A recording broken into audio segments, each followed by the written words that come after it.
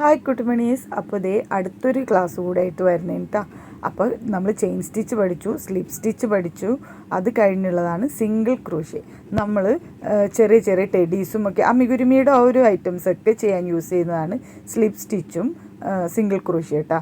ഏറ്റവും നല്ലൊരു സ്റ്റിച്ചാണ്, കാരണം ഏറ്റവും ചെറുതാണ്, അതുകൊണ്ട് തന്നെ ഗ്യാപ്പുകൾ വരാതിരിക്കാനും ഏറ്റവും നല്ലൊരു സ്റ്റിച്ചാണ് കേട്ടോ. അപ്പോൾ എപ്പോഴത്തേയും പറയുന്നത് പോലെ നീറ്റായിട്ട് ഭംഗിയായിട്ട് ചെയിൻ സ്റ്റിച്ച് ഇട്ടിട്ടുണ്ടെങ്കിൽ അടുത്ത സ്റ്റിച്ച് നമുക്ക് നല്ല ക്ലിയർ ആയിട്ട് ചെയ്യാൻ പറ്റും.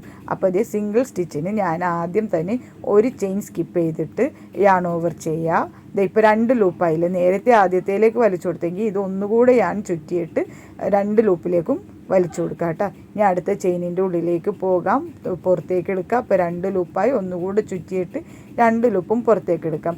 ഇതിൽ തുടക്കത്തിൽ നമ്മൾ ഒരു ചെയിൻ സ്കിപ്പ് ചെയ്യുള്ളൂ, പിന്നീട് നമ്മൾ ചെയിൻ ഒന്നും സ്കിപ്പ് ചെയ്യില്ല. ഒരു ചെയിൻ പോലും സ്കിപ്പ് ചെയ്യാതെ എല്ലാ ചെയിനിലും ചെയ്യണം, എങ്കിലേ ഇതുപോലെ നല്ല ക്ലിയർ ആയിട്ട് വരുള്ളൂ കേട്ടോ.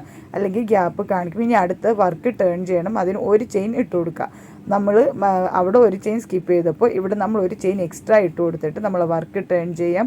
പിന്നെ നമ്മൾ എല്ലാ ചെയിനിലും നേരത്തെ ചെയ്തതുപോലെ സിംഗിൾ ക്രോഷ്യ ചെയ്ത് കൊടുക്കുക കേട്ടോ. ഇത് രണ്ടാമത്തെ സ്റ്റെപ്പ് ചെയ്യുമ്പോൾ ശ്രദ്ധിക്കേണ്ടത് എന്താണെന്ന് വെച്ചാൽ നമ്മൾ ചെയിൻ മുഴുവനായിട്ട് എടുക്കുക.